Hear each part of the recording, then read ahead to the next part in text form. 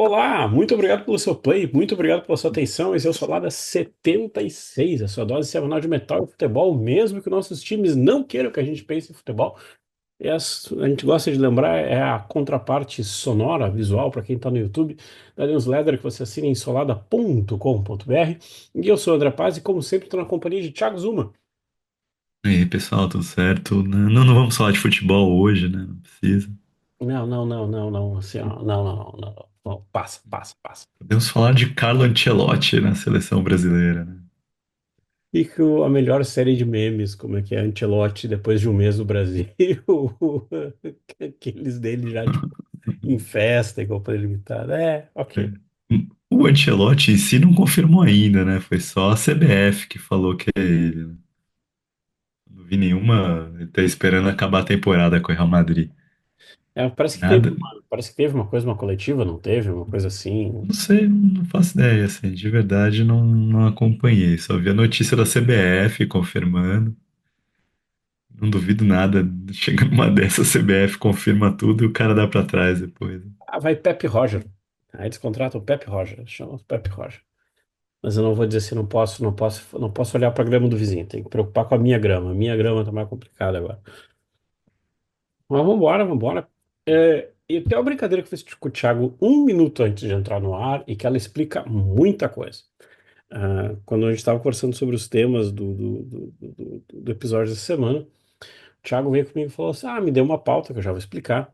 Só que essa pauta tem uma razão. Eu acho que essa pauta, depois de tudo que o Thiago falou de Power Metal, falou mal do Bangers, deu um peso na consciência, deu um peso na consciência. E Thiago Zuma quis fazer uma pauta para salvar o seu espírito power metaleiro. É, né? Não muito peso na consciência, né? Deu muito peso. Exatamente, exatamente, exatamente. Mas o Thiago tava Mas teve brincando. que ser rápido. Tipo assim, exatamente, exatamente. A gente tava lembrando e a gente gravou um episódio que foi um dos mais legais, que foi aquele do Fear Factory, que foi o aniversário do Fear Factory, a gente falou de 95. Só que 95 é um ano interessante também, porque é o ano que tem um certo renascimento vamos dizer assim, é um ano chave para o Power Metal, por assim dizer. Talvez a gente vai ter as escalas, as coisas de formar, de ser um ano chave na história. Mas a gente estava lembrando que, assim, é um momento que uma turma europeia, acho que, curiosamente, acho que isso tem a ver. Quando eu fui escrever essa abertura, eu fui ver porque eu, curiosamente, passei o olho por um vídeo do Tim Ripper Owens do Manifesto. Então, acho que isso Meus bugou. pêsames. Desculpa, exatamente.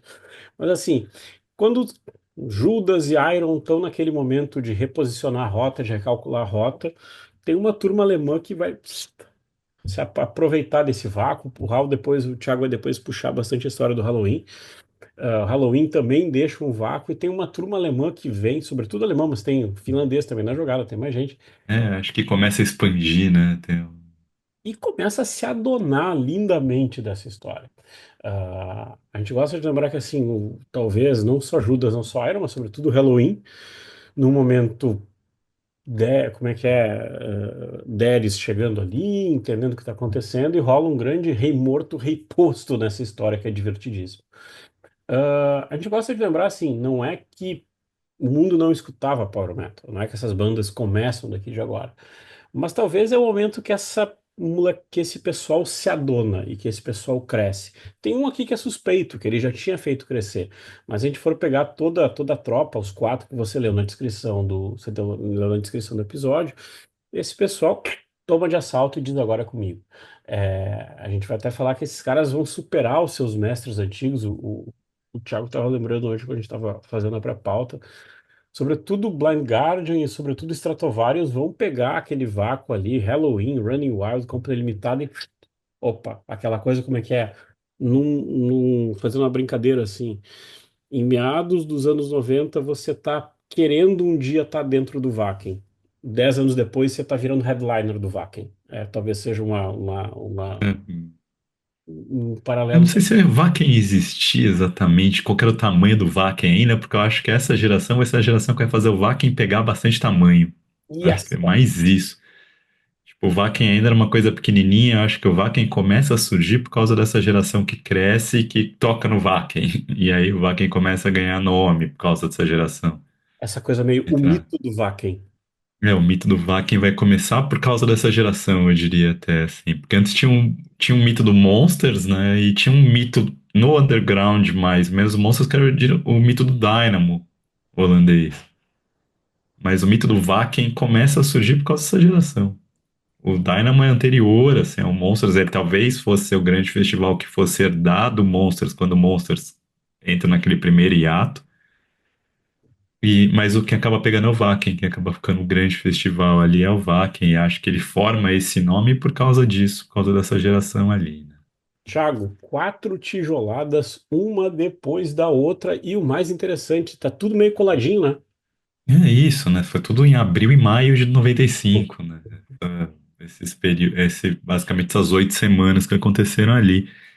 E assim, tentar entender mais ou menos o que que é o contexto disso tudo, porque é um contexto meio complexo, e é uma treta que tem a ver com Halloween mesmo, assim. O Halloween, quando estoura nos Keepers ali, eles estavam com a Noise Records, que era a gravadora que tinha lançado. A Noise não era uma gravadora de power metal, era uma gravadora que tinha Creator como Trash, tinha o Running Wild como power metal, outras bandas, mas você tinha Celtic Frost, você tinha Voivod. Então você não era uma não era uma gravadora específica de power metal, mas o Halloween era uma banda de power metal que estourou, assim.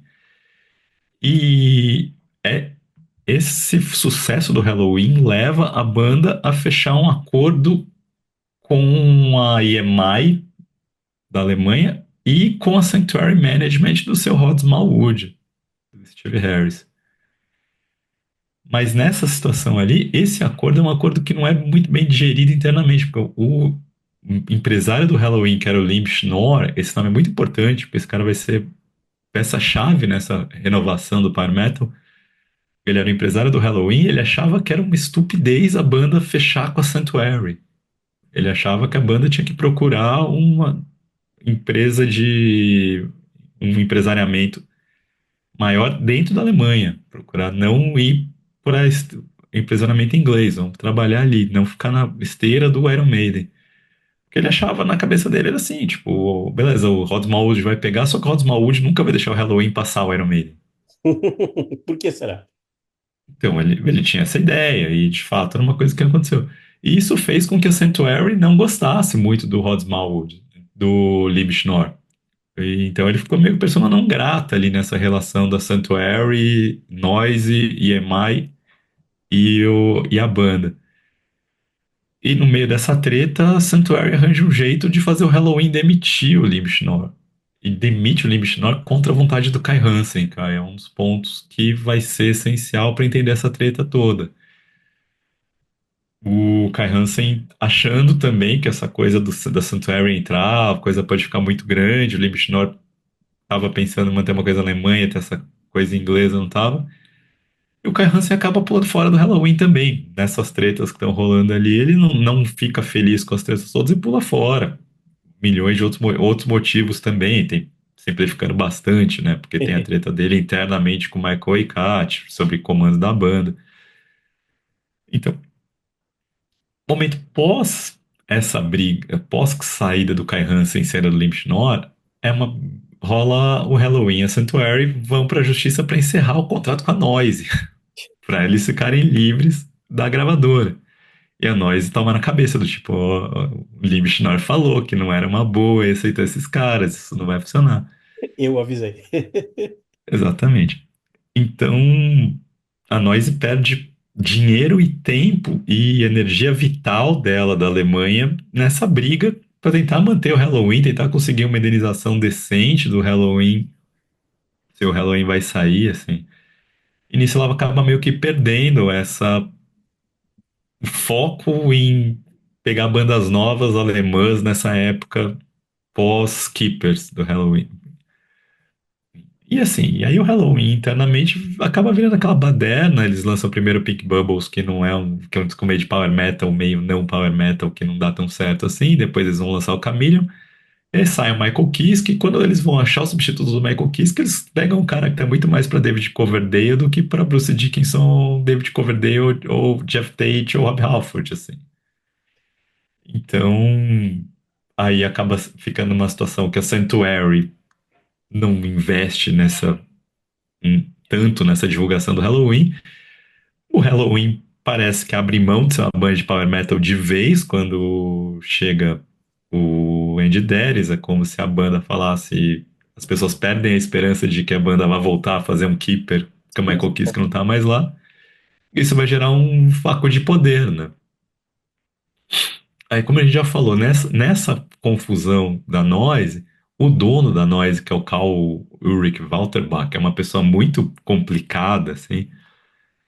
Ele resolve abrir uma subsede. No final dos anos 80, ele abre uma subsede da Noise nos Estados Unidos, porque as bandas dele estavam crescendo por lá, Celtic Frost e Voivode principalmente, mas o Halloween começando a trilhar um caminho por ali.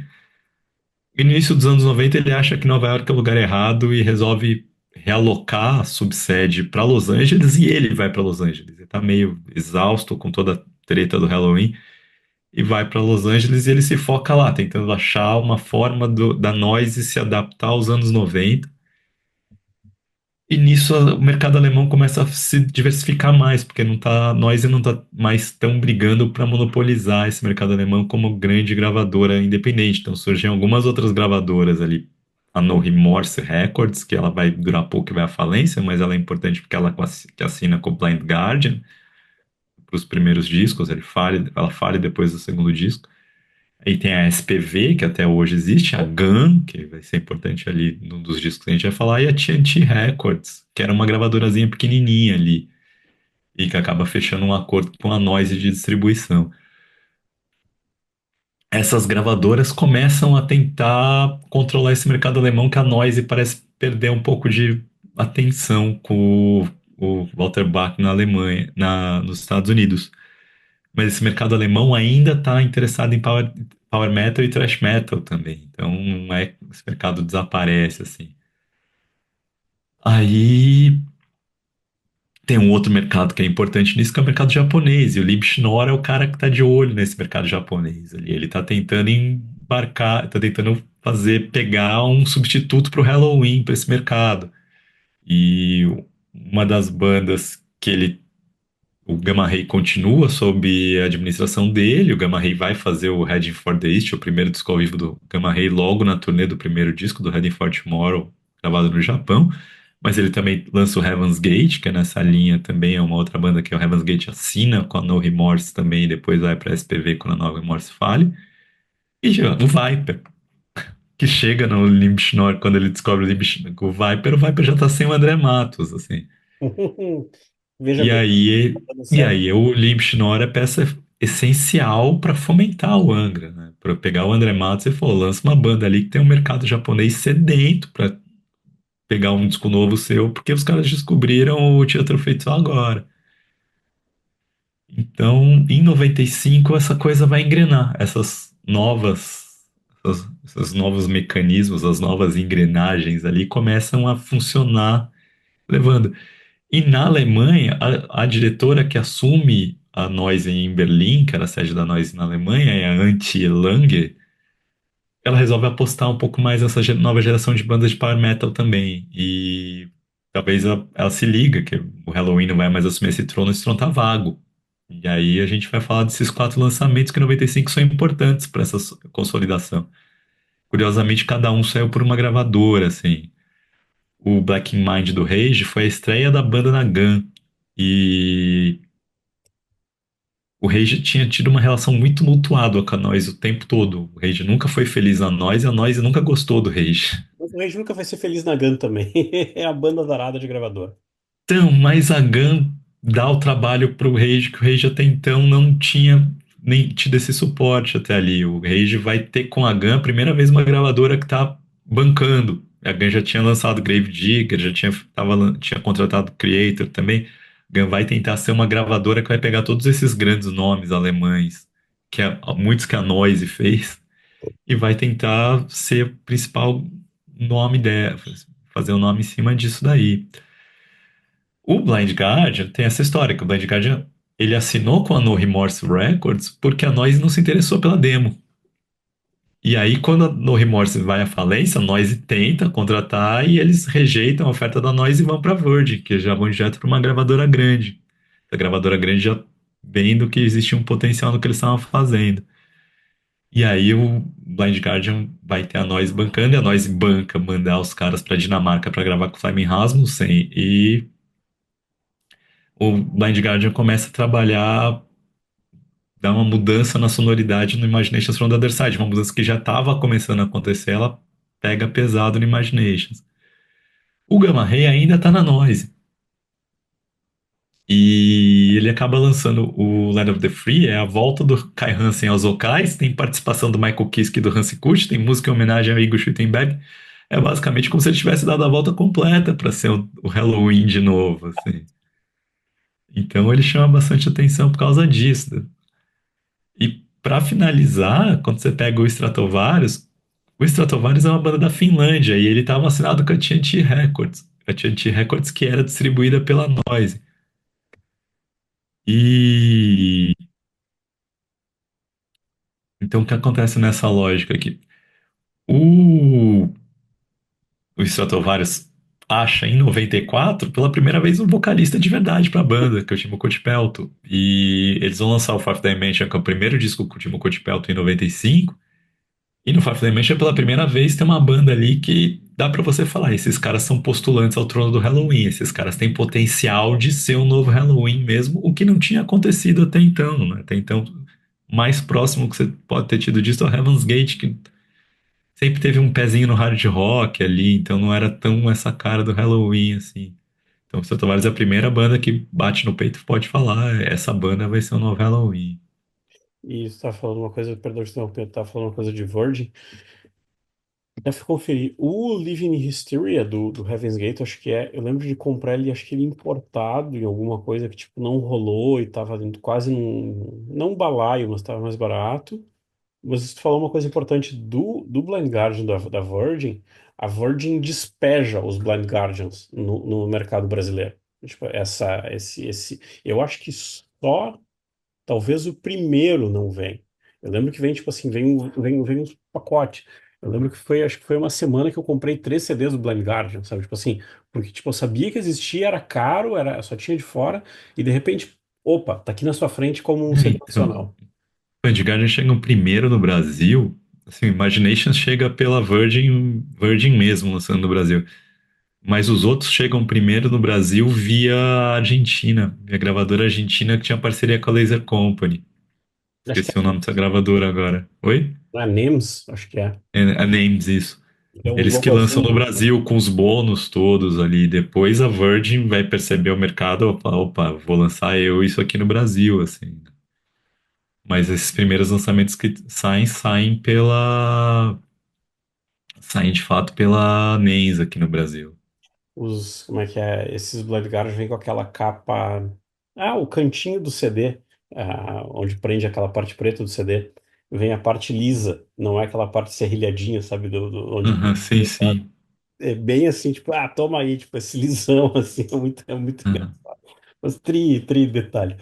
Tem uma outra coisa que me incomoda, e eu tinha colocado assim, acho que eu deixei essa pra perguntar pra ti, porque assim, se alguém fosse falar pra gente que tava ali nessa virada olhando, o que é speed metal? Speed metal vai ser Slayer, Metallica, Megadeth. Só que aqui também tem uma certa cooptação, essas bandas também roubam um pouco pra elas esse speed metal. Como é que acontece isso? Essas bandas, tipo assim, não, eu vou colocar velocidade, já que essas bandas, como é que é? Black Album veio, deixou vago, então também eu quero esse speed metal pra mim. Assim, se a gente vai falar em speed metal, você acha que Megadeth, Metallica e Slayer são thrash metal, assim, que tem a rifada de thrash, assim, mas é metal rápido, né? Que o speed Exato. metal é metal rápido, mas nada impede você fazer metal rápido em vários estilos, pode até doom metal rápido em alguns momentos, o Candlemas faz isso também. Mas, assim, esse metal rápido, que vai ser o power metal, vai ser uma vertente, talvez a vertente que se consolide desse speed metal que no início dos anos 80 era usado bastante termo. Algumas bandas acabaram ficando com speed metal mesmo, tipo Exciter do Canadá, assim, que não dá pra você classificar como thrash e como metal tradicional fica meio pra eu acho metal tradicional, mas eu entendo querer classificar como speed metal, porque a velocidade de fato é a principal qualidade, a principal característica da banda. Mas, assim, o que eu acho que é mais o que estava rolando ali é que nos Estados Unidos o metal tradicional oitentista morre. Seja o metal tradicional, seja o thrash metal, vai morrer com o Black Album. Ele enterra esse estilo, o Metallica ali. E mesmo as bandas de thrash, todo mundo de repente começa a tentar achar uma forma de soar, ter uma certa cadência que vai dar o groove metal aí. Vai ter o Sepultura, Fear Factory, Machine Head. As bandas que acabam entrando nessa linha de você ter uma levada cadenciada, aquela coisa meio pula-pula de vez em quando. Então, o que eu brinco que é uma transição do metal, que é a principal característica do metal é o riff, pro metal que vai ser calcado em breakdown, que é o que é importante a hora que pra galera sair pulando, não mais o riff pra você fazer a guitarra. Então, essa transição que os anos 90 vai ter. E aí, a partir da ascensão do nu metal, basicamente não tem mais o riff, só tem o breakdown, assim. Só o groovizão pra depois entrar a hora do breakdown pra você sair pulando. Então acho que tem muito isso. E aí o mercado europeu é menos suscetível a essa abolição total do metal oitentista que aconteceu nos Estados Unidos. Por que que isso aconteceu? É outra discussão, a forma que o mercado age por ali, a forma como os americanos estão suscetíveis a essa influência do mercado e os europeus talvez não tanto. Uma discussão que dá um episódio para falar disso. Mas o fato, assim, é que por não ter apagado da esteira esse metal oitentista, os europeus continuavam consumindo esse metal oitentista, estava em busca de bandas que estivessem fazendo esse metal oitentista bem, talvez até inovando para os anos 90. Então, talvez uma busca por um novo Iron Maiden, por um novo Metallica, assim, talvez alguém conseguisse juntar as duas bandas, a agressividade do Metallica com a velocidade do Metallica com a melodia que a Iron Maiden tinha. E também a gente tem esse ponto do Halloween, né? Porque o Halloween ele implode antes de ter cumprido todo esse potencial comercial que ele tem. Então, e com Ed Dennis parece que o Halloween tá indo para outro caminho. Então existia um. O povo tava meio órfão desse metal melódico dos Keepers, que pós Keeper 2 em 88, ninguém fez exatamente tão bem quanto, né? Só que aí vem esse quarteto, aí vem essa nova geração. Eu tava brincando com o Thiago antes, lembrando que assim, que se a gente fala dessa tomada de assalto, dessa tomada desse pessoal tomando o rumo, tomando as rédeas, é engraçado que para mim fazendo o roteiro desse programa, eu fui lembrar que tem uma coisa que para mim esse 95 começa em 93, que é tem o vídeo no YouTube, depois eu até fui ver. Aquela famosa coletânea, como é que é? Power of Metal, que é um disco duplo, bem naquela coisa de uma banda grande apresenta as novas. Então, o CD 1 é Rage apresentando Helicon Helicon e Gamma Ray e Conception. Gamma representando Conception. Então, tipo assim, aquela coisa bem anos 90, uma guitarra, assim, aquela coisa tipo. E acho que a capa é do Andreas Eu Marshall acho a também. capa do Andreas Marshall também, até vou, É, vou olhar aqui. Então, assim, e ainda para completar isso que tu falou, é uma Oktoberfest, é o Hansi no disco do Gamma Ray, é tipo assim, todo mundo junto. então é engraçado que o Conception ali eu acho que é importante, porque ela é a primeira banda de fora da Alemanha tentando entrar nessa possíveis aspirantes ao trono do Halloween ainda, que eu acho que o Conception é muito mais prog do que power metal, o som deles ali, acho que eles estão nos dois. O Helicon era uma outra tentativa de achar um novo Halloween, mas nunca foi grande coisa, tanto é que ele lançou dois discos e desapareceu. O Helicon dizem que na demo o Helicon era mais legal que tinha uma mina cantando, e parece que o vocal dela era legal, assim, mas nos discos já é um outro cara que canta. Inclusive, eu acho que o cara que canta nos discos do Helicon é falecido já. Ah, Agora, a Power of Metal foi, pra gente falar da Noise e não tá dando atenção, parecia que ela não tava se esforçando muito mesmo. Assim, acho que ela falou, a Power of Metal foi um jeito dela falar assim, ó, eu ainda mando essa porra toda aqui, tá aqui o Kai Hansen e umas outras bandas pra vocês ouvirem ali. E colocaram o Rage meio de lado. Ah, tem uma banda meio de Power Metal que sobrou aqui ainda, que tá nativa, que é o Rage, porque o Running Wild não quis participar da brincadeira, porque o Running Wild já tava tretando também, assim como o Rage, o com a Noise, e um dos motivos do Running Wild tretar com a Noise é que a Noise botou Skyclad para abrir uma turnê do Running Wild. Eu, Animal, eu odiava Skyclad, então foi. É uma banda legal, bandas underrated da história. É isso, então. Em tempo, tu falou do Helicon, o vocalista é o Uwe Hippen, faleceu em 2013. É isso. Tava, tava procurando como é que é a, a gloriosa capa, como é que é do Power of Metal. Ah, Andreas Marshall mesmo, né? acho que é Andrés Marshall, eu tô conferindo aqui. Vamos pro primeiro elemento, primeira tijolada. A gente ficou fazendo a cama, vamos para a primeira tijolada. Primeira tijolada, Imaginations from the Other. Ah! Esse é o episódio que a gente vai cantar pra caramba. Eu tava fazendo o roteiro e tava rindo pra dedéu disso. É... Prepare-se. Mas vamos tentar não dar falsetes. Não, aqui a gente é tudo de um Bush pra baixo. Blind Guardian, 4 de abril.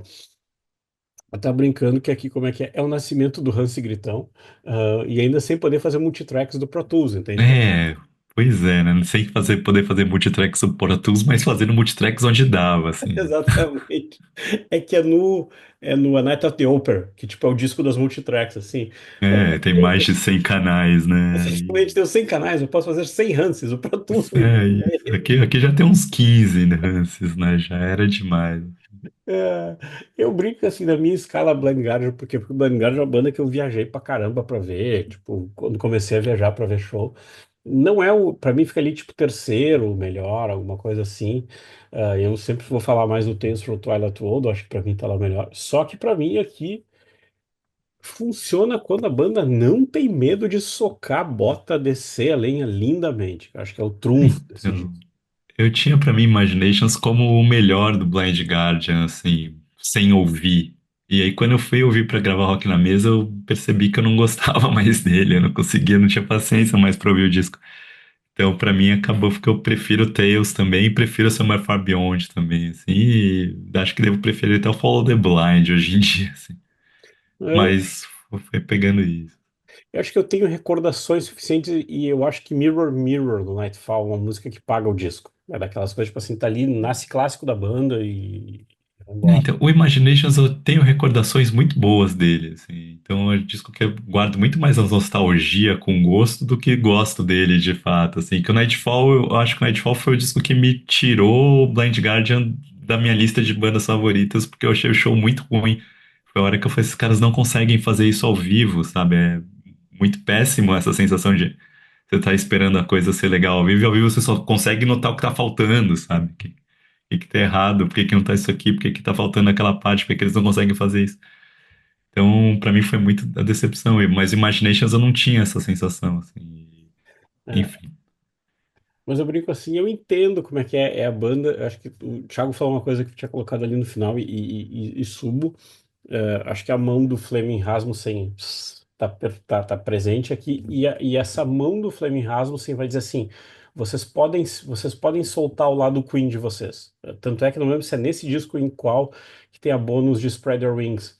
Que, tipo É, assim, tá no Summer Far Beyond, assim, é bem ruinzinha essa cover mas é deles aquela ali. coisa que, tipo assim, O Tommen estraga esse cover, assim. Eu gosto meio do Tommen, mas ele não sabe dosar, assim. só que é aquela coisa, tipo, é uma banda que vai pegar uma faixa não tão conhecida do Queen pra fazer o cover. Sim, é. Tipo assim, tipo, é coisa de fã. Eu sempre digo, eu entendo o começo do disco, mas pra mim é I'm Alive, onde começa esse disco, assim, é onde vai começar. Script from a Requiem, pra mim, acho que o Scripts from auge. My Requiem eu também acho a melhor música do disco ali. Ela e Bright Eyes, né? Não É, tem como dizer It's que my Bright Eyes não. Requiem. Porque, tipo assim, como é que é? É bem esse template. Hoje a gente consegue pegar uns templates de banda. Aqui tá aquele template assim. Toca bastante, tipo, as duas guitarras fritando, fritando, fritando, fritando. Tomem, você vai quebrando. Chega num refrão que é um refrão pra cantar. É quase que tá o tempo É, da coisa aqui. mas é o disco inteiro, assim, tem duas características que eu acho que esse disco tem, e isso é produção trabalhando com a composição deles, né? O primeiro é a montagem das músicas, que as músicas são sempre meio mod a sopra, sabe? Sempre uma pancada, depois uma música mais leve, uma pancada, uma música mais leve, uma pancada, uma música mais leve. E aí tem uma outra questão, que é a questão da produção, que as músicas, mesmo quando as músicas são pancadas, na hora que ela entra no refrão, a pancada para. A Uhum. pancada para e sobe pra você cantar sozinho, sabe? Tipo, pra deixar a voz ficar como principal característica. Então todas as músicas meio que tem essa coisa, elas vão tipo, Born in the morning. Ó, É, tipo, você achou o template assim, ó, uma vez é achando o isso. template, aplica. É isso que eles vai muito disso, e isso é produção, acho que é o Fleming fazendo isso funcionar. Então, é produção muito boa. E o Fleming faz assim, tipo, ele permite pro Hansi diversificar a voz dele para que tenha pra que tenha 15 Hanses, depois vai ter mais de 100, mas é o Fleming que é o culpado disso. Inclusive, o Fleming coloca o vocalista do Pretty Maids para dar aulas de canto pro Blind Guardian, pro Hansi Kurt nesse disco. E aí, eu acho que o que é principal é que o Fleming trabalha muito bem o Tommen, né? Acho que o Tommen é o principal músico desse disco. O Tommen vai muito bem, as linhas de bateria são muito boas, assim, criativas e pesadas ali. Acho que é o essencial, assim. O Fleming dá a possibilidade desse Blind Guardian ambicioso, de ser ambicioso de verdade pela primeira vez. Eu acho que era uma coisa que eles estavam começando. Você percebe que sempre tem os dois primeiros, dois primeiros discos do Blind Guardian. Follow the Blind Percebe que eles já. E o Battles of Fear. isso. Batalha da Fear, Eles. vai. O primeiro e Follow the Blind. Você percebe que eles já são ambiciosos nas estruturas, mas eles começam a deixar isso um pouco, vai ficando melhor no Tales from the Twilight Zone e no Somewhere Far Beyond. Eles começam a arrumar melhores essas composições para elas fluírem melhor do que fluem nos dois primeiros. Mas aqui você vê que eles levam essa ambição, essa coisa Queen que a gente fala, sobe muito. Fleming Rasmussen permite muito que eles façam isso, ponto de depois chegar no Nightfall Middle Earth e a banda perder completamente a mão pra mim nisso, mas enfim, vai perder muito mais a Night at the Opera, até já no nome no título do disco, assim. É, Mas se a gente brinca ali daquela coisa de você estar procurando alguma coisa que fosse um meio termo entre Metallica, Iron Maiden velho e tal, talvez o Blind Guardian estivesse se colocando nessa posição. E isso em 95 funciona muito bem, pelo menos comigo funcionou muito bem, assim. até hoje. É, eu tava brincando que, assim, tu falou uma coisa que é legal. É o Tommen que a gente tem um carinho, assim, porque tava lá naquela época. Não, não que hoje o baterista é bom pra caramba, mas o Tommen ainda era o Tommen, apesar de vários pesares e coisas fora da música que rolaram. Mas é muito engraçado porque, assim, tu tem uma dupla de guitarras que são dois noiadinhos de Judas Priest, assim, são os noiadinhos de Judas Priest fritando, um batera fritando, que você diz assim, tá, esse cara só vai chamar pra gente entrar junto lá no meio e beleza, vambora. E, tipo assim, tu até É, esquece, sabe? Tipo, é isso, acho que até o André é meio chato de tanto solo que ele faz o tempo todo, solo, todo tempo todo fazendo os leadzinho em cima, parece que a guitarra dele canta como se fosse uma outra voz, assim. Então me incomoda um pouco porque eu não gosto do timbre de guitarra dele, assim, eu odeio o timbre de guitarra dele. E o Marcos é um bom guitarrista base, ele não é nada excepcional nos riffs, mas funciona bem, assim. eu acho o Marcos um dos caras, não é porque não é por outros motivos, assim, mas eu acho um dos caras mais underrated da história ali, sabe? Tipo, o Eu vulgo, acho como é que é, Geralt de Rivia do metal. Eu não acho que ele deveria ser muito mais estimado do que ele é, mas eu de fato acho que na banda dão muito pouco valor pra ele, ele é muito importante pra banda. E aí tem pra mim o ponto alto que a Bright Eyes tu falou, que eu acho que tá perfeito aquela coisa de criando um clima. Brown Eyes. É, sim, que eu acho que é a única música que respira do disco, né?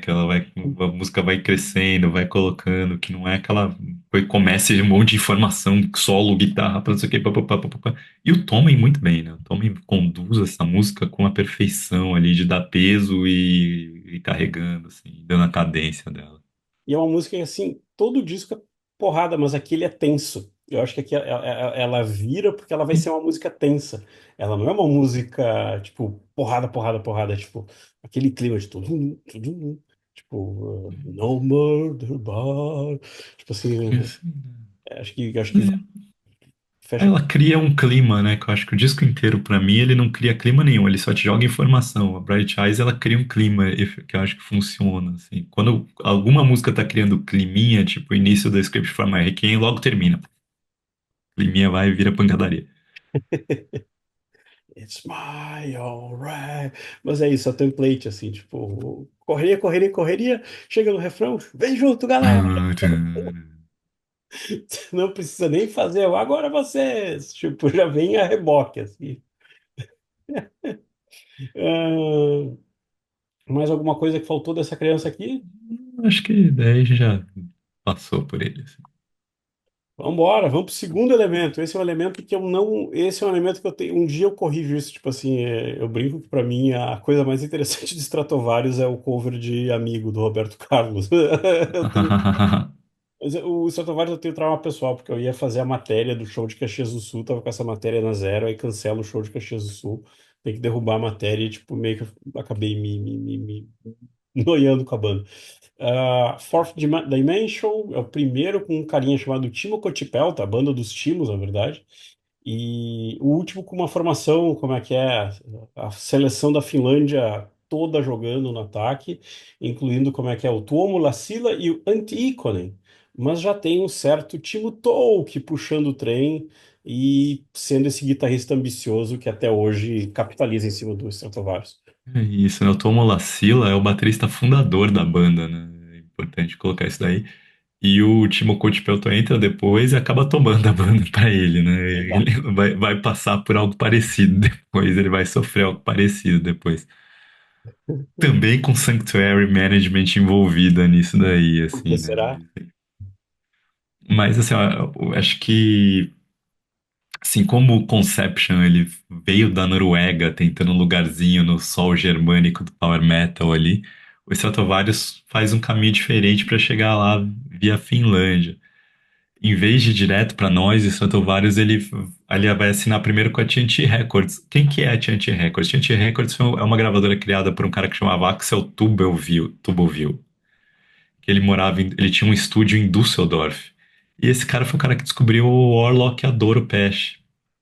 Então ele foi o primeiro cara que gravou e que mostrou. Então ele basicamente é responsável pela carreira da Doro, assim. Ó, E só isso, né?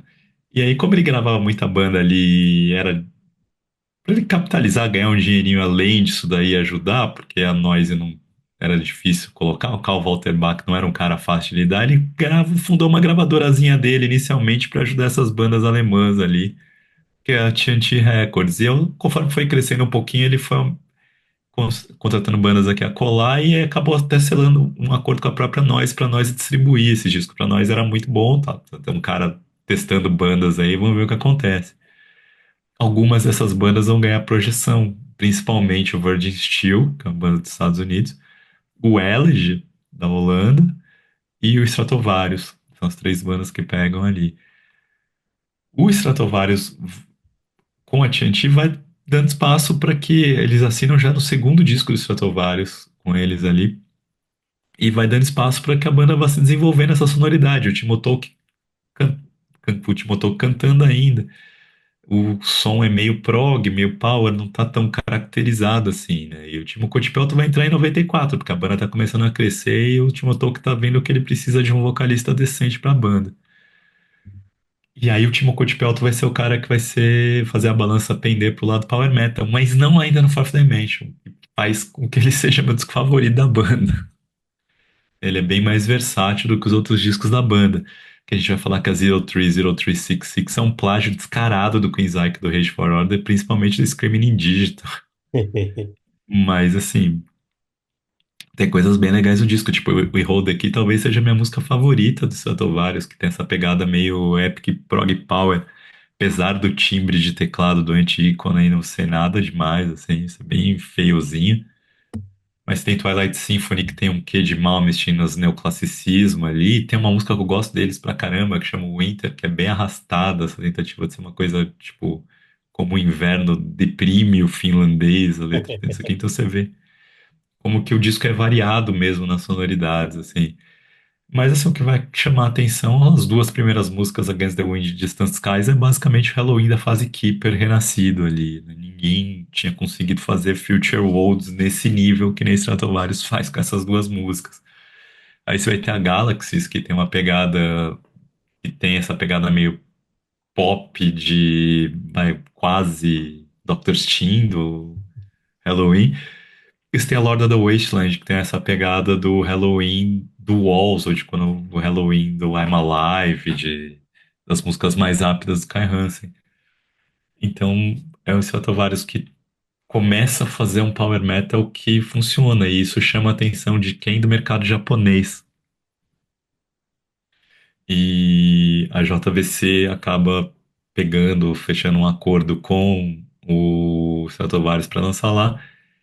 E aí o JVC, esse dinheirinho que a JVC fecha do acordo com o Stratovarius serve pro Timo Tolkki contratar dois caras pra banda, que é o Jens Johansson, que tocou com o Dio, tocou com o Malmsteen, e o Jorg Michael, fundador do Rage e membro do Running Wild, e eles acabam indo pro Stratovarius pra dar essa solidez e ir de vez pro Power Metal no episódio, que é o disco seguinte, que é, talvez seja o disco mais icônico, mas é importante essa pegada de como Fourth Dimension entrou na história, assim. Break, agora tu falou e eu não tinha notado. Um erro, antes da gente chegar no Black Mind. Um erro. Lost do Elegy, 25 de julho de 95. Esse é um dos discos, eu acho que provavelmente seja um dos discos que eu mais ouvi na minha vida em 97. Que assim, como é que é? A gente já vai pro. Saiu um outro do Elegy aqui no Brasil, que foi o depois dele, né? Porque na época, eu tô olhando aqui pelo site da Die Hard, eles vão depois lançar, acho que é o State of Mind, quando O começa. State of Mind, eu lembro do State of Mind muito aqui, agora o Lost eu E não depois lembrava tem tanto. Forbidden Fruit, acho que é. E daí depois acho que Uhum. o último é o Principles of Pain. Mas aquele começo, Labyrinth of Dreams, Supremacy, o Manifestation of Fear, acho que depois só, eu acho que o Manifestation of Fear, porque o meu é japonês, né? A coisa dava para comprar. E tem um acústico que é o Primal Instinct, que é tipo assim, banda, que é aquela coisa de faz acústico. Mas como é que é se você. É bem que você falou da TNT. O Eled, assim, é agudo, a guitarra. Sim, tipo, uma coisa, tipo assim, como é que eu posso remodernizar o Malmsteen? Dá pra quase dizer isso, de uma certa forma. Terceiro elemento, o Thiago falou, vamos pro curso, como é que é? Vamos, como é que é? Eu tava rindo porque eu fiquei pensando assim, Thiago certamente falou isso porque sabe que eu sabe que eu gosto dessa banda. Vamos dar uma atenção para o Rage. O que que mais desmonetiza um canal sobre heavy metal no YouTube? Armored Saint ou Rage? Os dois 80 por hora. É Hoje isso. perdemos o Por solar. favor, né? Não parem de ouvir o podcast neste momento. Exatamente. Ainda tem outra banda que vocês vão gostar depois. A Exatamente. gente vai falar do Gamma Ray depois, calma. Mas é que eu brinco assim que o Rage é uma coisa, é uma banda que a gente gosta pra caramba, tipo assim, a banda azarada pra caramba. Black Mind, vamos já para maio, 22 de maio. Eu brinco assim como é que é. É o último respiro, apesar da Live But Dead do final. Não, é o This Time, acho que é o último. All This Time, que é a última. É o último respiro do Rage antes do Língua Mortis, apesar de o This Time já ter orquestração. Então, é aquele Uhum. Rage que ele tá nessa. Todo mundo olha para esse Rage Cage, como a gente chama às vezes, o Alexandre da Zeppelin, que eu compro CD. Você fala assim, ô, chegou o disco novo do Rage Cage, meio que virou o padrão falar isso. É. A gente sempre É o primeiro disco com os dois gregos, esse, né? Acho que o anterior ainda era o Manny Schmidt na guitarra, não era? eu acho que sim, deixa eu pegar aqui. Porque é engraçado nessa história que o que é engraçado é que todo mundo fala assim, esse aqui é o. Esse aqui é o disco. Essa é a fase dos gregos. É isso, o Missing Link é com o Manny Schmidt na guitarra mesmo, assim. Isso. E aí aqui é o poder grego da história, sempre lembrando aquilo que a gente falou esses dias, como é que é os gregos que faziam tanta festa que até John Oliva se espantou com o tanto de festa que eles faziam, o que isso deveria render uma badge para os caras, do tipo, parabéns, você impressionou John Oliva, você, você merece parabéns. Mas todo mundo diz assim, não, é o Rage, é o começo e depois a fase dos gregos. É uma terceira fase, porque o Rage é um negócio cheio de fase. Ah, eu acho que talvez seja essa coisa de transição do Rage, que era uma banda de power metal, uma banda pá, pá, pá, pá, porrada, e que ela vai começar a explorar outros tons, que ela vai ser um pouquinho É, mais cadenciada na história. eu acho que eram passos que eles estavam dando, assim, que é principalmente a partir do Trapid, o Missing Link e aí o Black in Mind, que acabam sendo tipo, discos que aí ele vai desenvolvendo essa sonoridade do power metal um pouco mais variado, um pouco menos velocidade o tempo todo. Tá incorporando, de certa forma, um groove, essa coisa do Metallica, né? Do tipo do Black Album, de não ser rápido o tempo todo, tentando trazer isso pra música, mas sem perder ambição nas composições, né? Não, é música de 10 minutos, é tipo assim, é coisa de colocar orquestração no metal, que, como é que é? A gente sempre. E isso tem uma coisa que até eu acabei esquecendo de colocar no roteiro. O Rage acaba ficando quase, como é que a gente pode dizer assim? O Rage acaba ficando quase, talvez, muito uma banda de culto.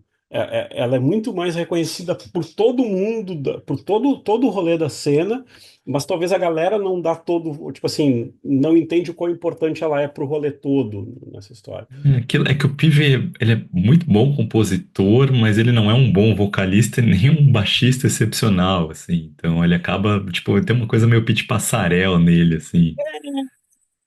Sabe, de um cara que você reconhece a importância do que ele tá fazendo ali, apesar de você não necessariamente gostar muito do que ele tava fazendo.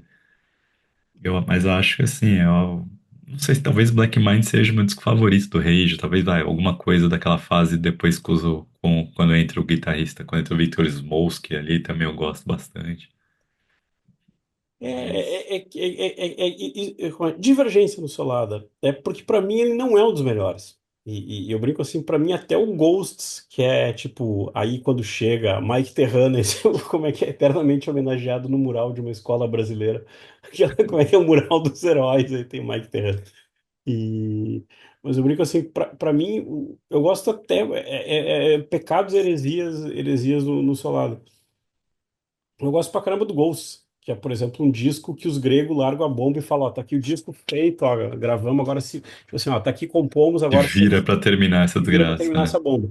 E eu gosto pra caramba daquele disco, é que eu não sei também se no Black Mind não cai naquela regra do tipo assim, eu acho que tem muita coisa que pra mim se misturou na minha cabeça, acho que é tanto medley. Então, eu acho que o problema do Black Mind, se eu fosse colocar o defeito dele, é o defeito de ser disco da era do CD, né? 68 minutos, 14 músicas, não precisava tudo isso, assim.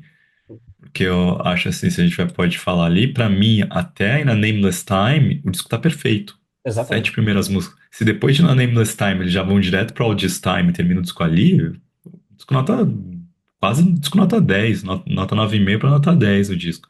Mas aí começa a ter umas músicas que eu não lembro de verdade. Ice Cold Hand of Destiny, Until I Die, The Price of War. Músicas que eu não lembro, que pra mim entra na cabeça, tipo, beleza, o que que deve ser? E aí eu acho que também tem uns problemas das músicas se repetirem, né? Tipo, você pega a música de 4 minutos que ela tem aquela questão que a gente até fala um pouco do Judas, que na hora que você chega no primeiro refrão não vai acontecer mais nada diferente na música, tirando a In a Nameless Time, né? Assim, que é uma música de 10 minutos, baita música de 10 minutos. Mas você começa ali, tipo, sabe? O que ele vai não se constrói tanto ali. Então, tipo, a Spider's Web, que é uma música legal, também 3 minutos e meio, sabe? Tipo, a Crawling Chaos, que você gosta pra caramba dela, também 4 minutos e 45 e ela se faz perfeitamente ali, sabe? E porque o Rage é a banda de músicas de 4 minutos e nada mais muito do que isso. É isso, que não acho um problema disso, só que eu acho que às vezes você faz um disco com 18 músicas, com 14, 15, 16 músicas assim, e você cansa um pouco, né?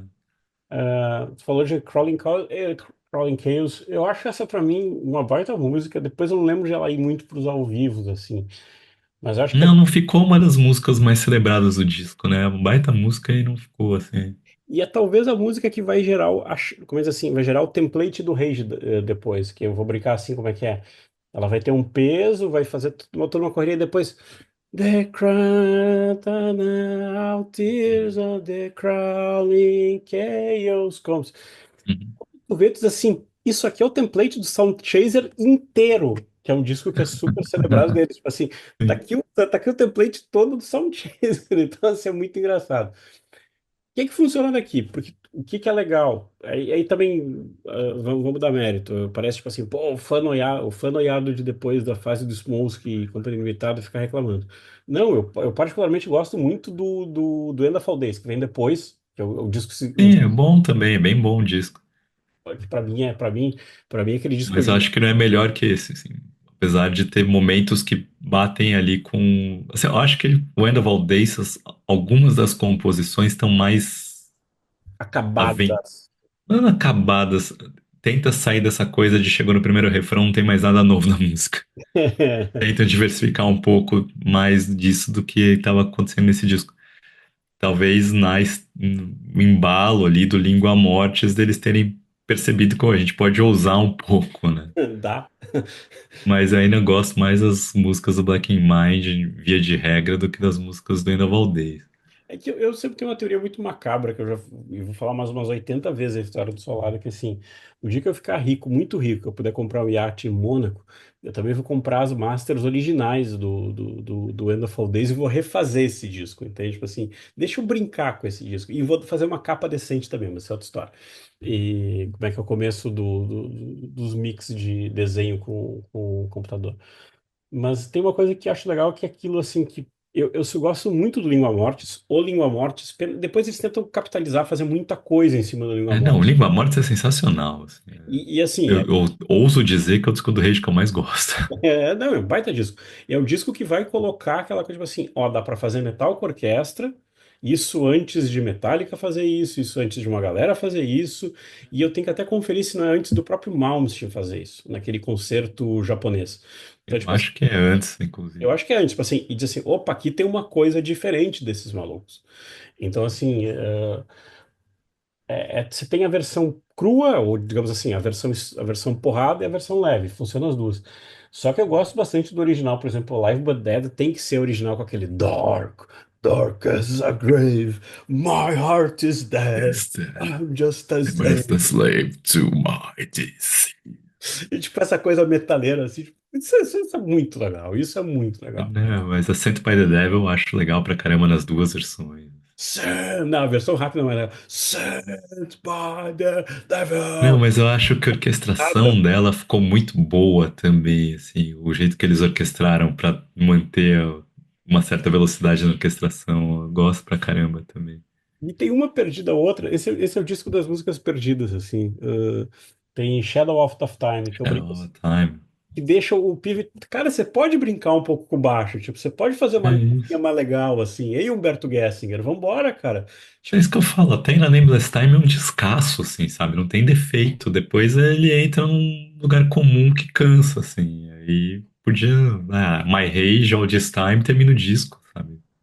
Tava exatamente. ali um disco nota 9,5, 10 ali. E é E- All This Time que basicamente pronuncia a língua mortis, né? exatamente. Só que até deixa eu conferir aqui para não rotear. E o legal da All This Time é que, tipo assim, All This Time é uma coisa muito engraçada. É o cara criando meio que coragem para se declarar para alguém. Tipo, é o lírico da Uhum. coisa, tipo, é a pessoa criando coragem para se declarar.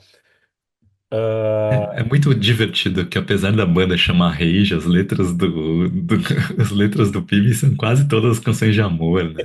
o amor, ou que daí é a parte triste da história, confirmado uma vez em entrevista com ele. E o problema, tipo assim, daí depois vai ter o Black Mind, vai ter o Língua Mortis, e quando vem o End of All Days, é um disco de coração partido. É isso, não, são canções de amor tristes, assim, né? Canções melancólicas de amor, diria. É, como é que você vai dizer assim, o Rage é de metal, de fúria? Não, o Rage é de coração partido. É.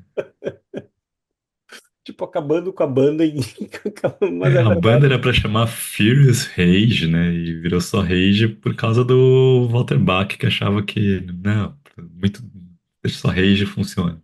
Vai fundo.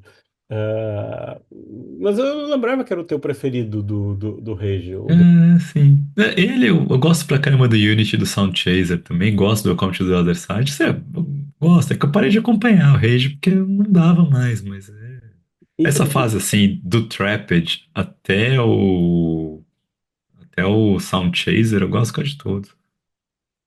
e daí depois Gosto tem, bastante de todos.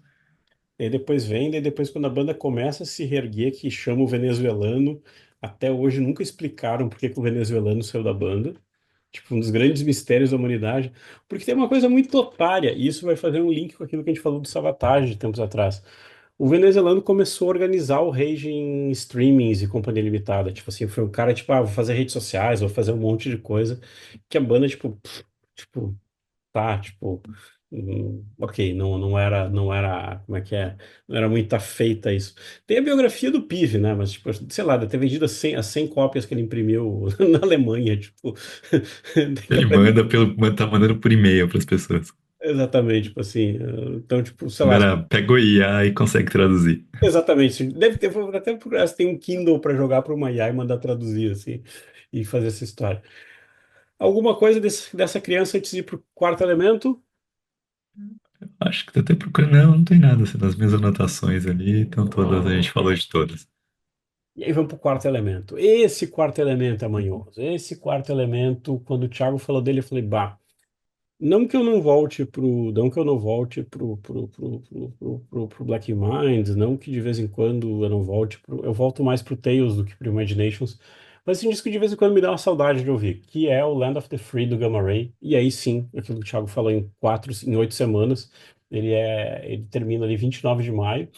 E o que é legal desse disco, assim, é uma banda quebrada, uma banda, tipo, quebrada no sentido de a banda tá se remontando, o Ralph Shepard sai. É, eu acho que nem tanto tá se remontando quanto do tipo a banda tá criando segurança interna pra dar o passo que precisava e porque assim, né, o Gamma Ray, quando o Kai Hansen vai fazer o Gamma Ray, ele vai chamar o Ralph Shippers, que era o cara que ele queria ter colocado no Halloween e acabou sendo convencido a deixar o aceitar o Michael Kiske. O Kiske não queria entrar no Halloween, o Kiske achava que o Halloween era ele não gostava do Walls of Jericho. E aí o Eikat queria colocar o Kiske na banda e o Kiske foi convencido pelo Kai Hansen entrando na banda, por ouvir umas músicas, umas demos do Kai Hansen e falando, pô, essas músicas são legais. Provavelmente Future World, coisa assim. E aí ele foi convencido, mas o Kai Hansen em si mesmo preferiu o Ralph Shippers, tinha um vocal mais Robbie Halford da vida. Então quando ele foi montar o Gamma Ray, ele trouxe o Ralph Shippers pra banda como, tipo, o cara que eu quero. Ele foi colocando. E essa evolução do Gamma Ray, o Gamma Ray não quer ser um clone do Halloween, ele vai variar a sonoridade. Você pega o Say No More, tem pegada mais progressiva. O Insanity Engineers, eles começam a coalescer essa pegada meio progressiva com o Power Metal de Halloween para fazer. Então eles estão começando a encaixar, só que eles estão percebendo que o vocal dos Shippers não está encaixando. Seja porque o Shippers mora longe, eles estão vendo e saindo toda hora com o Kai Hansen curtindo a música, chega o Ralph Shippers pra cantar e acha que não ficam tão boas, as músicas não ficam tão boas, seja porque o Ralph Shippers está com a cabeça na possibilidade de poder entrar no Judas Priest, porque ele era cotado para entrar. Então não sei o quanto efetivamente ele teve chance ou não, mas isso subiu a cabeça, parece.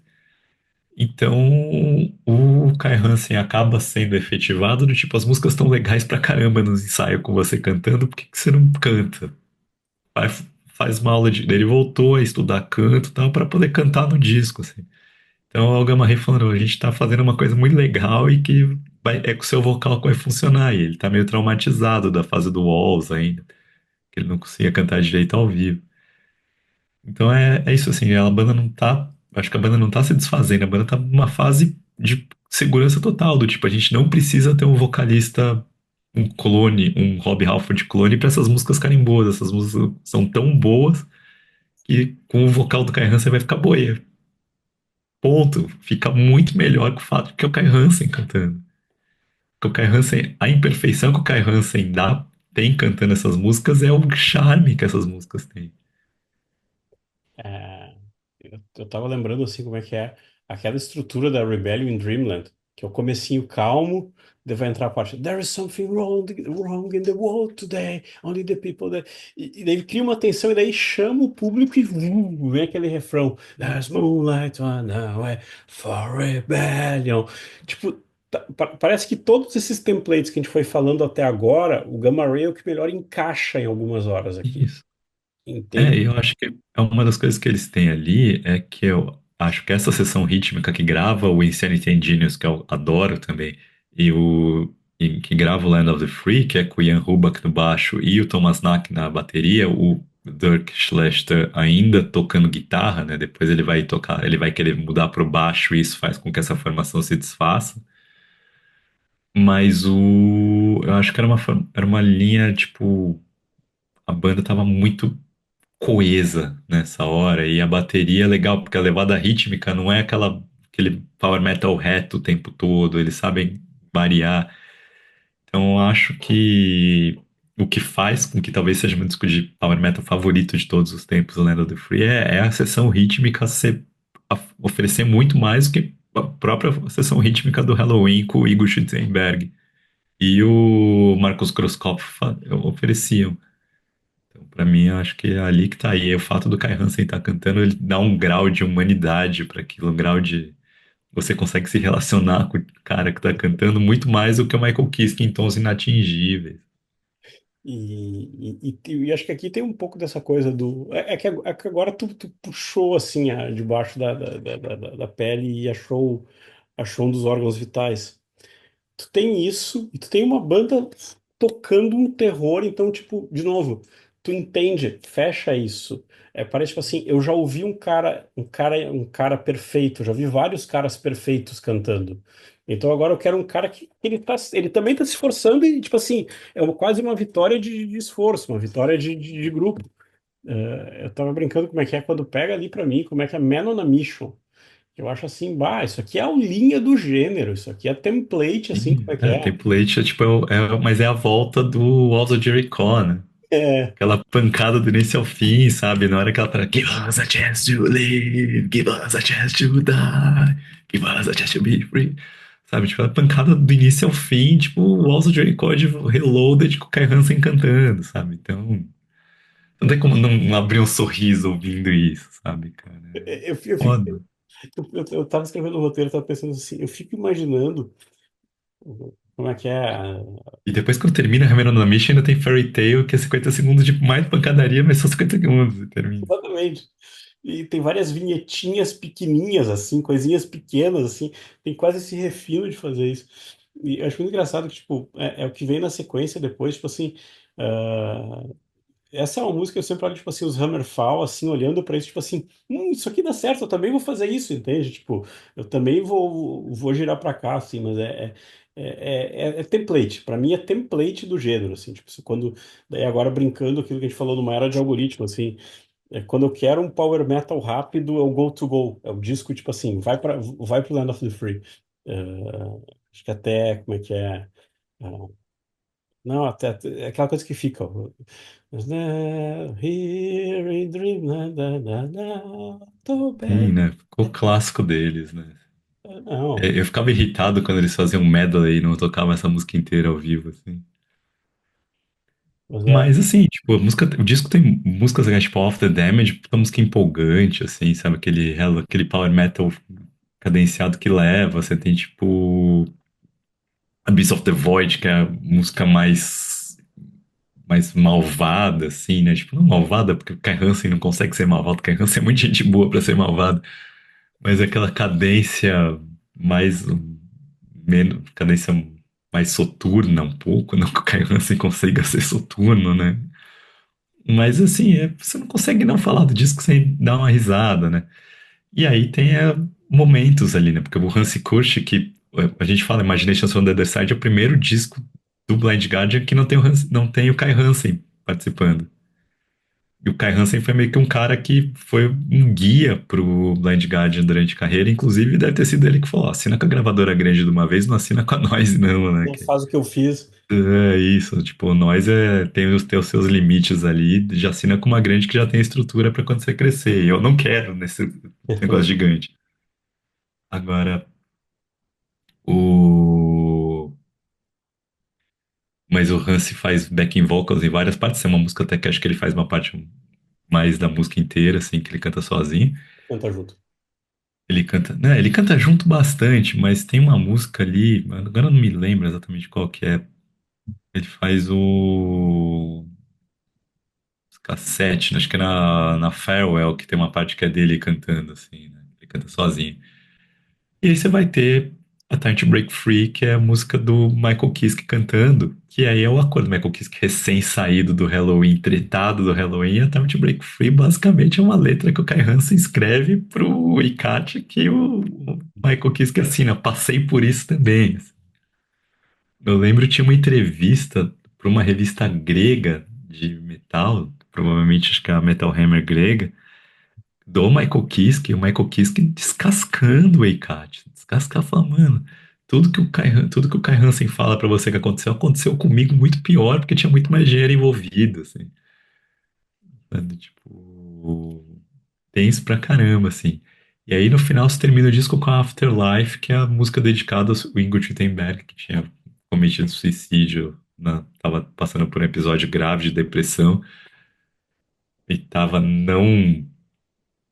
Tinha deixado de ser uma pessoa funcional e o Kai Hansen, numa dessas entrevistas para a revista grega, ele fala que ele não culpava o Eikat pelo que tinha acontecido, mas ele ficou muito puto com o fato de que o Eikat largou ele, assim, sabe? Do tipo, pô, você sabia que o cara não estava funcional, por que que você não deu um suporte pós saída dele do Halloween?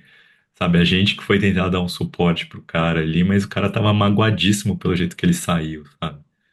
E sabia que o cara tava saindo, o problema era muito mais sério do que meramente um abuso de drogas, assim. Então, enfim, foi uma coisa ali, mas assim, como a gente fala, o Kai Hansen voltando a cantar um disco de power metal com participação do Michael Kiske, com música em homenagem ao Ingo Tittenberg, Que você tava quer? fechando círculo, né, cara? Era o Halloween que de volta, sabe? Você podendo falar que estamos tendo um Halloween renascido quase, já que o Halloween tinha caminhado para um outro caminho com o Ange Deris. Eu tô rindo aqui. Porque, tipo assim, claro, né? Aquelas coisas, como é que é? Eu tô rindo aqui porque eu fui pegar a letra de Time to Break Free. E daí já entrou a versão do letras.mus.br, que vira praticamente um love songs, como é que é? Onde você estará amanhã? Realmente eu não me importo. Eu vi o futuro erguendo-se ao redor. Olhe no espelho, diga-me o que vê. Parte a parte você sumirá, até você desaparecer. Agora eu estou fazendo o que eu digo sem mais tolices de qualquer jeito. Além deste inferno, há uma vida melhor. Você está acabado, sem emoção. Não é o caminho para mim. Agora eu sei, há um caminho melhor. Deixe meu coração ir para um dia melhor. Agora é hora de respirar ao ar livre. Com uma mente tão livre de qualquer jeito, é hora de mudança. É hora de se libertar. Mas é o próximo estrofe, que é a estrofe ali, o Tive Had bastante. enough of fooling, had Tive enough bastante of lies. hipocrisia, intrigas, bem à frente dos meus olhos. Tive o bastante de cães de caça, latindo o tempo todo. Eu concordo com o Elvis. Você não é meu amigo. É, sim. Não, assim, ó, longe disso, há uma vida melhor, eu sei. É, não. É, O que é divertido, e depois tem outra parte, é que depois o Kai Hansen vai juntar no futuro depois o. ele é bonzinho demais pra guardar mágoa, né? Assim, já tinha, primeiro, quando ele vem pro Brasil pra primeira turnê, assim, é engraçado, tem uma turnê que eles fazem com Stratovarius no Japão e que a Time to Break Free é cantada pelo Timo Coatepelto. É uma coisa legal, assim, pra quem quiser procurar, deve ter bootleg disso, deve estar no YouTube, pelo menos o áudio disso. E quando ele vem pela primeira vez pro Brasil, assim, tem o André Matos participa cantando a Future World em São Paulo, e acho que em Santos o André Matos canta mais músicas, não só a Future World, mas não a Time to Break Free. Agora, o, quando quando o Gamma Ray vem pela segunda vez pro Brasil, já vem com a abertura da banda solo do Holland Grapple, ainda o Holland Grapple no Halloween. E alguns anos depois vai ter uma turnê do Gamma Ray com o Halloween juntos ainda. É o que vira, tem Blu-ray Kai também. Hansen meio que não guardou mágoa, sabe? Passou, aconteceu. Vocês também tomaram uma pedrada ali. E aí uma das coisas engraçadas é que a Noise termina vendida para Sanctuary, né?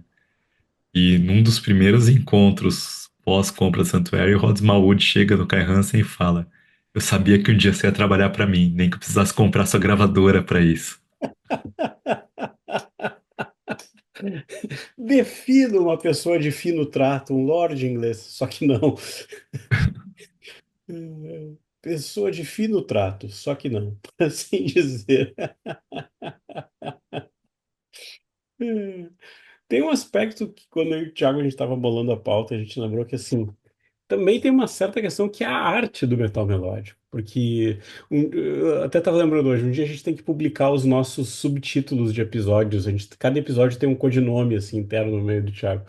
O codinome de hoje é como é que é? A culpa do Andreas Marshall.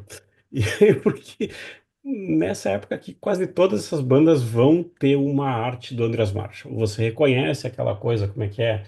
essas bandas deixam o Derek Riggs de lado como inspiração. O próprio Andreas Marshall chupinha pra caramba isso. Mas tem que ter uma capa do Andreas Marshall. Você vai ter lá como é que é, Obituary, In Flames, Ele basicamente ele vira o capista da Noise. dessa segunda metade dos anos 90 ali. Ele começa ali no finalzinho dos anos 80, mas nessa parte da segunda metade dos anos, não só da Noise, né? Porque vai ter Flames, vai ter Covenant, vai ter bandas de black metal, bandas de metal, bandas de thrash. Agora sim, eu não sou tão fã das capas dele. Eu não gosto muito desse estilo, muito. Sou um cara de. Assim, como eu caí no Power Metal, era muito óbvio que eu ia sair logo de Power Metal, porque eu nunca fui um cara que gostava tanto desse tipo de estética musical, assim, de letras, mesmo das imagens. Então nunca me chama muita atenção, não. O trabalho dele, assim, eu sei que o pessoal adora, pra mim é Mas, demais. mas tem uma coisa engraçada. Por conta desse episódio, eu fui olhar as artes. Tá, deixa eu dar uma olhada. E assim, Blind Guardian sempre é como é que é. Ou aquela coisa de você ver uma mesa, ver uma coisa assim, ou como é que é, pessoas no trono. Então tá o template do Blind Guardian. Ele tem meio que uns templates que você começa a É isso, uma decodificar coisa e do começa a rir. castelo, né? Da parte das torres, assim, né? Sempre tem uma coisa meio Você vê assim. que e essa coisa de E aquela coisa dos detalhezinhos de monstrenguinhos, assim, né? é, Tipo, pessoas ou os caras, como que eu diria, seus peões, assim, né? Tipo, exato. As peças os do, monstrenguinhos, as peças, do os gárgula. monstrenguinhos, as pessoas que como se fosse um exército de pessoas, assim, que eu digo peões do xadrez, né? Só que isso aqui é muito A populacho de monstrenguinhos ou de populacho mesmo. Só que eu acho muito engraçado porque, assim, a gente brinca, assim, como é que é o rei do aerógrafo com aquele efeito opaco. Talvez o que me incomoda é que as capas são muito opacas. Tipo assim, tem uma coisa que parece, tipo assim, dava pra fazer um pouco melhor. Assim, é muito engraçado porque, tipo, ele se repete pra caramba. Tava olhando como é que é. Uma que funciona muito bem, que é a do Oracle, do In Flames, que é, tipo, uma era venenosa, mas depois ela vai aparecer como a Godless Savage Garden do Dimmu Borgir, sabe? Tipo, então, tipo, você começa a ver ele se repetindo. Sempre tem essa linha, assim, eu também acho, assim, fica meio. É reconhecível, por um lado é legal pra caramba isso pra ele, né? Mas é um reconhecível pra mim que não diz muito. E o que eu acho mais engraçado é que, assim, passado o tempo, passado o tempo, as capas que melhor para mim funcionam na distância do tempo não são as de Power Metal. São duas capas do Creator, que é aquela do Coma of Souls, que é porque é um Que é meio elemento cada. só. É isso, eu também acho E aquela fica capa ali, passando os divertidamente do mal ali do mascote do Creator, e aquela do Live Creation, que é o cara aquela capa meio gore do Live Creation. Eu também gosto da capa do Agent Orange, do Sodom, assim, que é meio diferente, acho que é meio início de carreira dele, não tava tanto. e tem aquela do Udo, do Solid, também, que é o Que é o Udo. Udo Fortão. Isso, e Udo de saindo da Iron Udo. Maiden. É isso. Tipo, tá, funciona. Mas é muito engraçado, assim, a gente sempre, isso é uma coisa engraçada, olhando do tempo, você fala assim, tá legal, mas tipo, legal, entende? Tipo assim, legal. O tempo não faz tão bem assim. Thiago, pra Mas a gente, capa do Wendell Valdez também acho que não é tão ruim, é uma capa legal também. Assim. mas a É, gárgula da frente é legal e atrás é um fundo já feito no computador. Então, tipo, então, não, beleza. não, não, não. Aquilo ali merece uma capa melhor. Boa. Thiago, faltamos, como é que é, outras pessoas que entrariam no rolê. Savage Poetry, que é a primeira demo do Ed Guy. O Molejão do Metal, que um dia a gente tem que, como é que é, como é que é o pagode mais divertido, o pagode mais pra cima, o metal mais divertido. O Masquerade do Running Wild. O segundo do Symphony X, que é tipo, a resposta americana a todo esse rolê. O Camelot também, né? Minha resposta Camelot americana, o também. Eternity, primeiro do Camelot, que ainda é uma pegada com o Mark the Built cantando, que é uma pegada ainda meio Halloween, meio Queen's Ike um pouco. E para mim tem no ano seguinte um disco que facilmente entraria nesse rolê, que é Tunes of War do Gravedigger, que É pra um, mim, quer dizer assim, que é uma música que vale todo o disco, que é The Cleanser March. um disco é bom pra caramba, assim. Mas em 95 eles já tinham lançado um disco muito bom também, que é o Heart of Darkness, né? E aí o Gravedigger serve pra você falar da Gun, né? Que a Gun Records foi basicamente o Gravedigger foi a primeira dessas bandas que a Gun pegou pra contratar e começou a lançar, né? O Gravedigger tinha meio que acabado. Tem o The Reaper, depois vai ter, não lembro o nome do outro disco, depois o Hearts of Darkness, e depois o Tunes of War, que vai começar. E aí tem a trilogia, né? Tunes of War, Knights of the Cross e o terceiro, esqueci o nome do terceiro disco dele. Dessa trilogia, mas assim, eles também vão assinar com o Udo, vão assinar com o Soda, vão assinar com o Creator, né? O Cause of Conflict sai também, Cause for Conflict do Creator também é de 95. Então, e eles estavam também negociando nesse ano, eles também estavam fechando com o Running Wild. O Masquerade do Running Wild sai em 95 e o Masquerade é meio que um disco que o Running Wild apressa para acabar o contrato com a Noise para poder assinar para poder assinar com a Gun depois. Então, assim, em 95 vai ter o In Your Multitude do Conception, e aí é legal porque a gente começa a falar das bandas que estão saindo, né? Assim, como o Camelot e o Symphony X, o estilo saindo, assim, dos Estados Unidos, saindo da Alemanha. Então, você tem o In Your Multitude do Conception, que ele não é tão icônico quanto é o Parallel Minds, que é de 93, mas sai em 95, um disco que mantém a ascensão do Conception quanto uma banda nova. Mas aí já começa a colocar o Conception mais no time Dream Theater Fates Warning, assim como Symphony X, do que no time Halloween, assim. Acho que o time Halloween, o Stratovarius já assume essa linha de frente com a banda que vai colocar ali. A gente tem o Elegy, que a gente falou do Lost ali. Outra banda que também poderia estar pegando esse time Halloween, mas nem tanto, era o Virgin Steel, que lança no final de 95, vai sair, que é a segunda parte do Marriage of Heaven and Hell. E aí um disco conceitual em três partes, né? Que vai ter o parte um, a parte 2 e a terceira parte que é o Invictus. E o Virgin Steel tem essa pegada, basicamente um Manowar, assim, basicamente como se o Manowar fosse uma banda alemã, mas eles são americanos, né? Eles tiram toda a baboseirada do Manowar pra focar na parte mais do épico conceitual ali. Uma aproximação um pouco sinfônica, mas não perde aquela pegada meio de sujeira de metal americano, assim, da puxada do metal oitentista americano que traz muito do hard setentista. E aí, assim, acho que pra finalizar essa leva, tem duas bandas americanas que lançam um disco em 95 que não são power metal, mas eles estavam na tangente ali. Primeiro, o disco de estreia do Nevermore, que sai em fevereiro, né? Ainda um disco que meio transição do Sanctuary pro Nevermore, que a gente vai conhecer a partir do Politics of Ecstasy. E uma outra banda de um cara que cometeu um crime ali, foi perdoado recentemente por esse crime, e que é o disco de estreia de um vocalista que foi virar policial ali depois, assim. Que é um disco que ainda tem uma pegada bem trash, mas que já começa a ter umas indicações de coisas bastante melodiosas aparecendo, que vai trilhar o caminho dessa banda no futuro.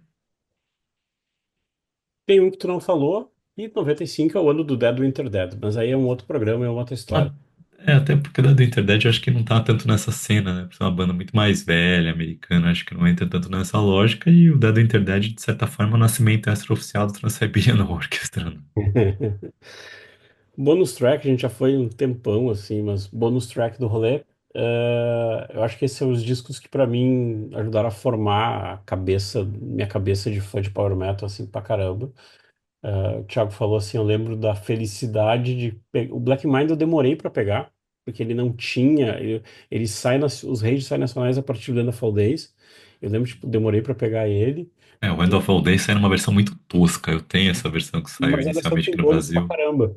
É É, é, isso. é, A o- é versão o- da Empire. isso, Da Empire que lançava a Empire Records, que era uma loja da galeria que lançava os discos da Gun. eu brinco que essa, como é que é? Essa de brincadeira daria pra dizer que é quase o patinho feio da minha coleção. Tipo assim, ele é tosco na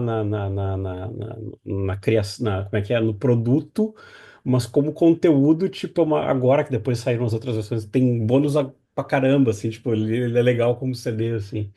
Não, e inclusive essa versão nacional que saiu do Grave Digger quando saiu Tunes of War, tá no ladinho escrito Times of War. Exatamente. Tanto que eu errei hoje quando eu fiz o roteiro, daí eu fiquei, não, não, é Tunes, eu errei quando eu tava no roteiro hoje, por conta desse erro. E eu lembro do Land of the Free, quando eu peguei importado, foi tipo, cara, eu consegui o Land of the Free, sabe? Tipo assim, uma coisa de emoção mesmo, assim. Nossa, em 95 eu não tava tão ligado em metal melódico ainda assim. Eu ainda tava meio que na transição. Eu tava digerindo Angra, Halloween e Manowar, que eu tinha acabado que eu tinha conhecido mais ou menos nessa época, o Angra 94 ali, né, da época do disco. O Halloween também, 94, 93, 94. Manowar meio nessa esteira. Mas eu tinha alucinado ainda com X Factor, o Osmosis e o Ball Breaker em 95, que tinham saído, então tava meio ali. Mas foi em 95 que eu consegui comprar o Insanity Engines, o que você tem ali de pegar um importado também, que eu tava, tipo, tinha ouvido falar no Gamma Ray, a banda do cara do Halloween, não tinha nada no Brasil, era tudo europeu. E eu conseguia o Insanity Engines caro pra cacete, porque era alemão, assim, na época os americanos chegavam a preço muito barato, mas os europeus eram muito caros aqui, eu consegui comprar esse Nintendinhos, alguma coisa, tipo, na época eu devo ter pago, tipo, uns R$ 25, que era um absurdo pagar R$ 25 num disco em 1995, assim. Tipo, é como se tivesse pago R$ 150 num CD hoje em dia, assim. Mas agora fazendo você passa o episódio todo falando uma hora e pouco de conversa, para mim isso aqui é virada de, para mim isso aqui é começo de 97, não é 95 que cai essa ficha. A ficha de 95 Então, para mim cai em 97. então, aí, assim, mas eu pego esse Nintendinhos, mas a ficha pra mim cai em 96 disso daí, porque em 96 eu acho que teve duas decepções que pegam, que é o Skunkworks e o Load. São dois discos que saem e Mal não agora, caem.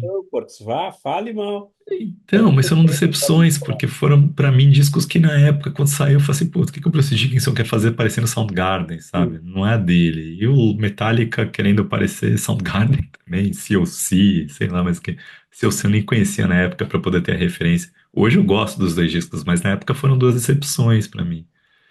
E na empolgação do Holy Land dos tributos ao Judas Priest de 96. Isso é uma coisa que eu ia deixar como é que é os saudosos tributos de Judas Priest. Isso, então aí eu tava nos tributos ao Judas Priest, tem um monte de banda de metal melódico ali, que um monte de banda, inclusive de thrash, que eu fui conhecer melhor, fui pegar mais pra ir atrás por causa do Judas Priest, desse tributo ao Judas. E aí um dia na roça apareceu a Imaginations from the Other Side no meio do mercadinho, que a Virgin tinha lançado no Brasil e eu acabei pegando lá pra comprar. Então foi em 96 que eu entrei nesse mundo. Aí quando eu voltei a morar em São Paulo em 97, eu já tava querendo adentrar. Tipo, meu primo já tinha comprado o episódio, já conhecia os Stratovarius ali. Quando saiu o vídeo, o primeiro e-mail que eu mandei na vida foi pro Timo Kutipelto. Não, assim, tipo, eu tava testando ali que não era pro Timo Kutipelto, era pro site do Stratovarius, que era aquele site muito tosco, assim. Eu pergunto, né, se é tipo, ó, vocês sabem quando que vai sair o Visions no Brasil? Porque o Visions tinha acabado de ser lançado em 97. Aí veio uma resposta mal educada do Timo Coachpelto, assim, do tipo, pô, a gente achou que já tivesse saído aqui no Brasil. Só que eu não sabia usar ainda minha caixa de Outlook Express, então eu mando de novo o e-mail sem querer. E aí veio uma resposta, daí a resposta mal educada, ele falou, já respondi pra você que a gente já fechou o contrato, já era pra ter saído aí o disco. Tá?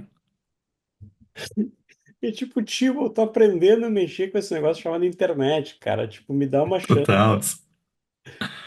Tô Eu aprendendo. lembro que quando você apertava, assim, né, que quando você mandava o e-mail, ele não ficava, tipo, ele ficava parado na sua caixa de saída, e aí você tinha que clicar em enviar e receber para mandar. E aí eu não sabia que tinha um esquema que quando você fechava, quando você ligava, você fechava o aplicativo e abria o aplicativo de novo do Outlook Express, ele mandava o que estava parado se tivesse conectado.